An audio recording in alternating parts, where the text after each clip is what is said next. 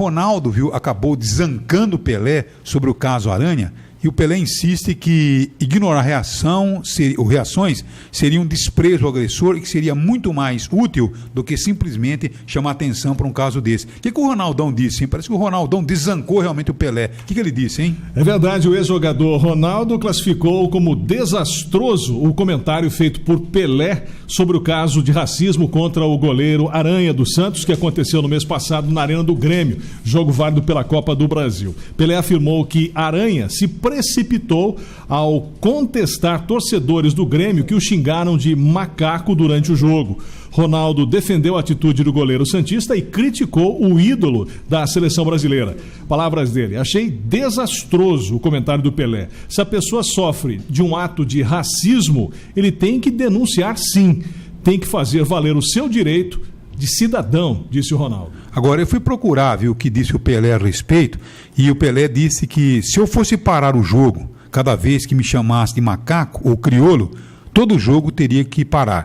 Acho que temos que coibir o racismo, mas não é em um lugar público.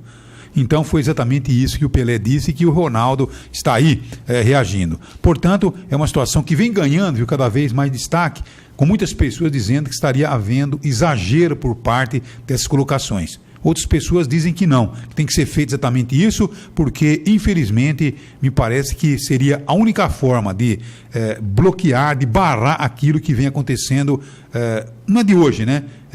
Acontece décadas e décadas numa questão como essa que aconteceu no Rio Grande do Sul, envolvendo aí o goleiro Aranha, né? Ronaldo e Pelé fazem uma disputa acirradíssima para ver quem fala mais besteira, quem faz mais declarações infelizes. Mas nesse caso eu estou com o Ronaldo, acho que ele foi muito feliz na sua colocação. O Pelé presta um desserviço à população negra quando ele se coloca nesse papel de aceitar o racismo como se isso fosse absolutamente normal, como ser chamado de macaco não fosse ofensivo, não fosse depreciativo, né, dos negros, do movimento negro de um modo geral. O Pelé foi muito infeliz, prestando mais uma vez um desserviço. Mas é comum, se eu fosse parar o jogo cada vez que me chamassem de macaco, eu não jogaria. Talvez se ele tivesse feito isso lá nos anos 50, 60, anos 70, os jogadores negros de hoje tivessem uma condição melhor, de mais respeito. O Pelé, por ser o maior atleta de futebol mundial da história do futebol, né, não poderia se acovardar frente ao racismo que aflige centenas de jogadores, principalmente os brasileiros. Tá aí, portanto. Agora o Pelé, né, ele parece ter uma forma de pensar, né? Ele diz, olha, eu fui negro, tá certo? Sofri todas as perseguições possíveis e imagináveis e não foi por isso que eu não venci, tá certo ou não? Aliás, ele venceu em todas as suas batalhas, né? Então, a realidade é uma só, que de repente o Pelé, por exemplo, nunca teve problema aí de se sentir excluído ou de se sentir certamente marginalizado, porque tudo aquilo que ele teve, ele conseguiu belas mulheres, tá certo? Na vida, ele conseguiu muito dinheiro, conseguiu, na verdade, toda uma fama mundial que permanece até hoje. Então o Pelé, eu acho que ele só olha o mundo como um mundo bafejado de sortes, né?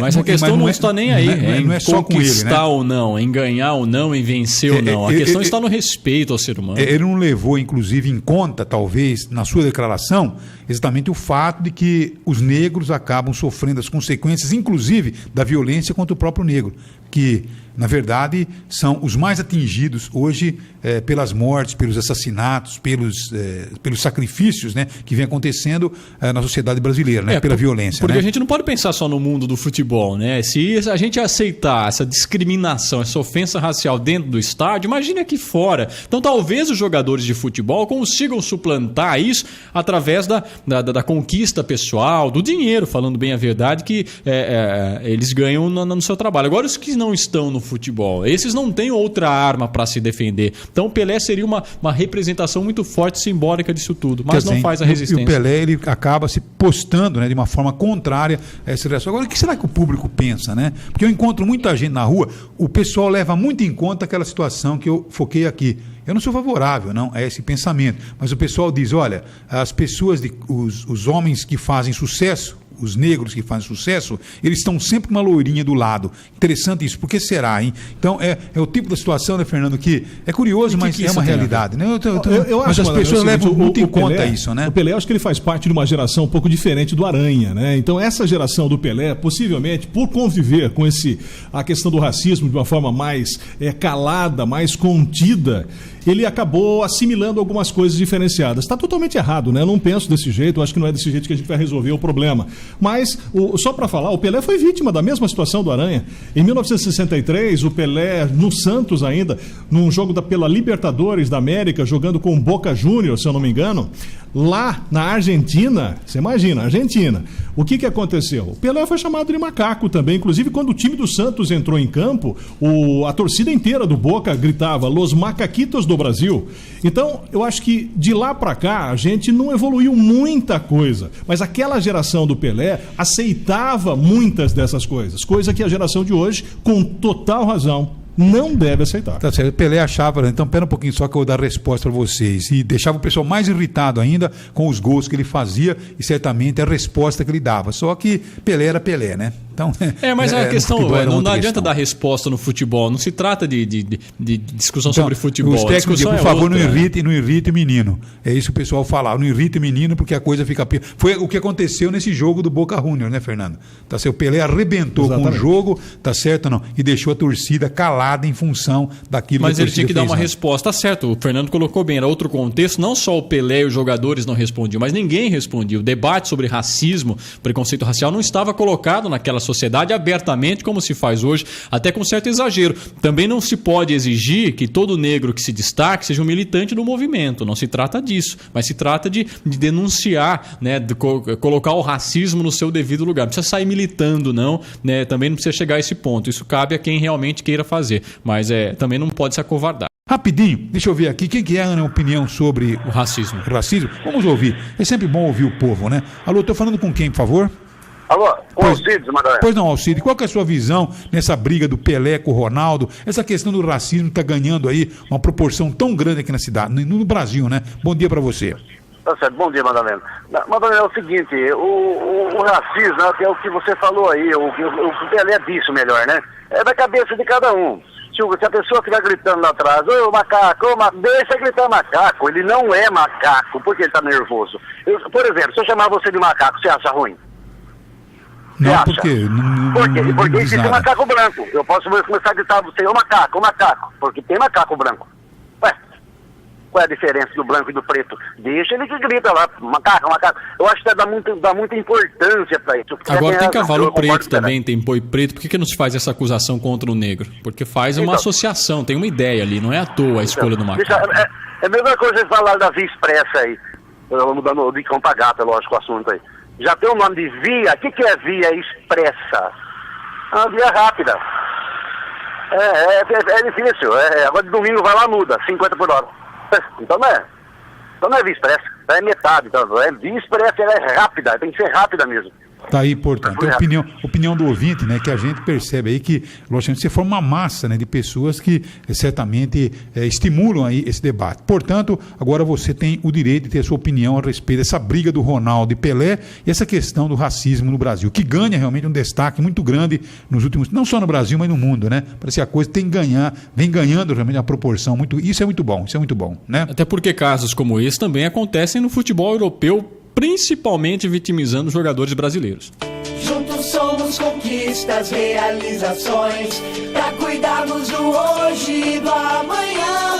Juntos somos compromisso e dedicação, pra que você possa viver melhor. Juntos somos respeito, somos tradição. Juntos somos força pra dar proteção. Juntos somos únicos. TEDwork. Juntos, somos únicos. Está aí, portanto, a TED encerrou, viu, a sua participação. Daqui a pouquinho assino aqui a chegada da Unimed. Só mais uma pessoa, Aninha. Deixa eu ouvir a opinião de mais uma pessoa aqui a respeito desse embate entre Ronaldo e Pelé e essa questão do racismo no Brasil. Alô, estou falando com quem, por favor? Ô, Madalena, bom dia, Aparecido. Pois não, Aparecido. Madalena, eu sou a favor do que o Ronaldo questionou contra o Pelé. Eu acho que as pessoas deveriam se respeitar mais, é coisa que hoje não acontece em lugar nenhum, tá? E questão, o rapaz falou aí que a via é expressa, tudo bem? Cai você numa cadeira de roda e precisa atravessar uma rua para você ver o que acontece. A pessoa quer passar por cima de você, tá? A pessoa só deixa você a passar na rua, a sair de uma vaga, se ela estiver interessada na sua vaga. Então acontece muito isso hoje. Então hoje ninguém respeita ninguém. Tá certo. Tá aí, portanto, o Jornal da Cidade, plenamente. São 9h49, mas enfim, a gente percebe aí que o grande problema do Brasil hoje, né, é a questão realmente da educação, né? As pessoas deveriam ter uma formação humana, formação solidária. Então eu acho que é por aí que a gente deveria, logicamente, começar a discutir essa questão, porque a gente percebe que existe um estímulo realmente a uma visão um tanto quanto deturpada, a uma visão discriminatória. Tudo isso deveria acabar através de uma educação bem formulada, tá certo? No berço. Pais, mães, com a intenção realmente de formar o cidadão, de formar uma pessoa solidária, uma pessoa que entendesse o drama das pessoas e simplesmente não fosse intolerante, né? Então, acho que quando será que a gente vai atingir esse ponto, atingir esse objetivo, né? É difícil, né? As pessoas estão mais individualistas, cada vez mais, né? Olha, a via é expressa. Era expressa quando ela foi concebida. Uma frota, pelo menos a metade do que a frota é hoje, com outras ligações. A cidade não estava desse tamanho, então a gente tem que entender também. A via expressa eu tenho que passar livremente como se fosse a marginal. Não é mais assim. As pessoas têm que transitar, o pedestre tem prioridade, a pessoa que está na cadeira de roda tem que passar, você tem que pôr o semáforo, senão ninguém respeita. Quer dizer, são debates importantíssimos. Em São Paulo, capital, está se vivendo a mesma coisa de maneira até mais intensa, porque entra a questão política, com os estacionamentos virando ciclofaixas. Quer dizer, uma nova cidade, um novo modelo de comportamento que a gente vai demorar a assimilar. Agora, isso que eu digo a você, né, Luiz Antônio? A estrutura está na educação, né? A estrutura da educação. Porque, de repente, a gente percebe, eu vejo com minhas netas, tá certo? Com meus netos.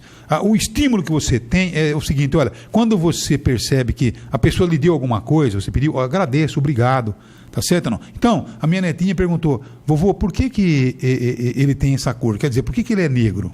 Né? Primeira coisa, quando ela começou a perceber as diferenças, então você tem que saber ter o bom senso de explicar, não, é uma pessoa igual a você, tá certo? É que as pessoas são diferentes, existe o branco, existe o negro, existe o amarelo, que é o japonês, existe o vermelho, que é o índio, tá certo? Então você tem que ter a condição de explicar, tá certo? Que são seres humanos, que são iguais, todos são iguais, apenas existe uma diferença. Um é alto, outro é baixo, é gordo, é magro, são todos a mesma. Então, agora tem pessoas que não, tem pessoas que na infância está estimulando contra, são bandidos que infelizmente estão aí encravados como seres humanos. Mais do que isso, não dão exemplo. Quer dizer, uma coisa mais constrangedora, tá rolando aí na TV, na internet, aquela cena do iate que encalhou numa praia do Rio de Janeiro e o cara saqueando o iate. Ele se deu o direito de entrar no iate e levar o que tinha lá dentro, aquilo não é dele. Agora, mais grave do que isso é que ele estava acompanhado do filho. Eu fico imaginando o exemplo, a referência que esse pré-adolescente, que é um molecão já, está tendo dentro de casa, o direito de entrar com o pai, saquear alguma coisa e achar que está tudo normal. Então, mais do que a atitude, me incomoda o exemplo perante as novas gerações. E tem mais, né? O pessoal que começou a protestar dizendo, ô cidadão, para com isso, simplesmente ele baixou a calça e mostrou a bunda. Mostrou a bunda. Quer dizer, olha o individualismo da pessoa. Isso, agora ele está identificado, né? Então tem que punir severamente, mostrar para o Brasil inteiro a punição que ele sofreu. Porque hoje em dia, com toda a possibilidade que você tem de câmeras e tal, então nós vamos reduzir isso. Porque a corrupção no Brasil... Você pensa que é de agora, cidadão? Isso é velho, é coisa antiga, é coisa realmente desesperadora. Só que veio agora com Cabral, veio com Cabral. E parece que agora a coisa não. Agora começou a cair por causa da informática, tá certo? Então isso acontecia a dar com pau no Brasil. Instituições mais sólidas. Então, quer dizer, as coisas começam realmente a mostrar o que acontecia no Brasil e de forma muito pior do que é hoje. Então as pessoas estão valorizando muito, tá certo? Então, mas hoje você tem a possibilidade de denunciar e mostrar como que as pessoas estão pagando realmente pelos seus erros. Isso tem que ser feito, né? As pessoas não conseguem relacionar. Pegue aqui o caso da Câmara de Araraquara. Nós tivemos aí as denúncias que envolveram o Napeloso, que ainda está na justiça, mas forçou uma renúncia do seu mandato. Tivemos aí a impossibilidade da posse do Serginho Gonçalves por causa de denúncia. Quando nós assistimos isso em Araraquara, na história recente pelo menos, eu não tenho nenhuma lembrança. Então, quer dizer, há um movimento realmente de intolerância a supostos atos ilícitos. Eu acho que isso é realmente um amadurecimento das nossas instituições.